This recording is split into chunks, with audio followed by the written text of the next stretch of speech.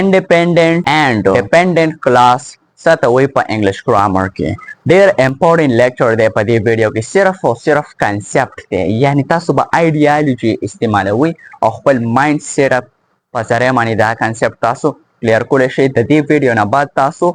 concept clear should the independent class or dependent class. Once again without a few people and welcome back to iOS English channel. This is gonna be the concept video about independent class and dependent class. So let's commence it by looking at this concept. Most independent class or dependent class. The independent class mostly students for exam ke or humda speaking ke confuse me. چې دا موږ سره کم کنسپټ دی او دا موږ سره کم کنسپټ دی ډیپندنت او انډیپندنت ډیر ایزي one trick سره پیوما an independent class is a group of words that has a subject plus verb expresses a complete thought and can stand alone as a sentence. This is called independent class. Independent class ایته ویل کېږي چې کله group of words وي مطلب یو sentence وي ایته ویل کېږي group of words دغه group of words سره subject پکې هم او verb پکې هم او هغه sentence موږ ته پوره معنی راکوي پوره معنی ته اوس وایي چې دا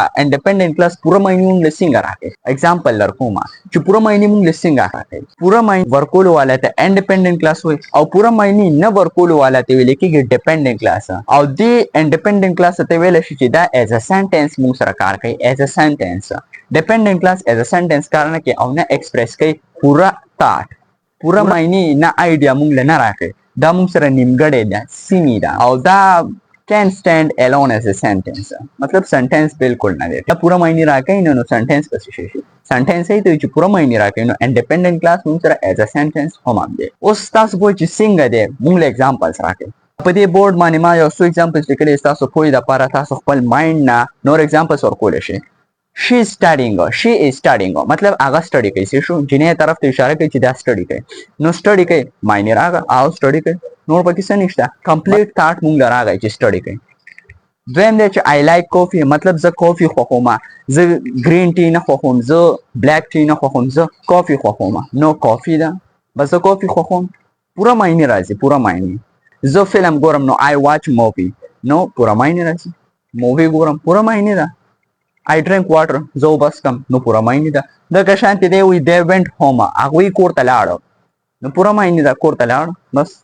نور پکې هېڅ دغه نشته اوس تاسو خبره دا ده چې ډیپنډنټ کلاس پوره معنی څنګه نه ورکوي ګوره یاد ساتئ کله چې ډیپنډنټ کلاس معنی پوره نه ورکوي نو موږ سره په جمله کې اکثر دا راځي because چې کله جمله کې راغی کایا الفاظونه راځي د because او if او although نه بعد یا since although through دې نه بقایا چې موږ سره کم راځي بیا موږ سره ډیپنډنټ کلاس دی پوره جمله دا نه ده لکه فور ایگزامپل because she was tired ځکه چې هغه ستړې وه نو څنګه ستړې وه ځکه چې هغه ستړې وه نو پوره معنی راځي څه کړي چې ستړې ده she didn't take the class because she was tired هغې کلاس وانه اخیستو ځکه چې هغه ستړې وه یا تاسو داسې ویلی شئ چې she went to bedroom because she was tired خپل بیډروم ته لاړه خپلې کمرې ته لاړه ځکه چې ستړې وه دغه موږ سره کمپلیټ راغی انډیپندنت کلاس او ډیپندنت کلاس دواړه جوین شي نو موږ سره پوره معنی بیا اکثر راځي کمپلیکس سنټنس موږ سره جوړ شي ځکه چې انډیپندنت او ډیپندنت کلاس جوین شي موږ سره دی if you study hard we would crack the exam که موږ سټډي سخته کړې وه نو موږ به ایگزام ټاپ کړی و کریک کړی و نو دلته راغی if we study hard دا ګوره پوره معنی نه ورکوي if we study hard که موږ سخت محنت کړو نو څه مطلب که موږ سخت محنت کړو نو څه نو پوره معنی نه ورکوي we would crack or top or pass the exam if we study hard اوس پوره معنی ده دغه شان ډیپنډنټ کلاس موږ سره پوره معنی نه ورکوي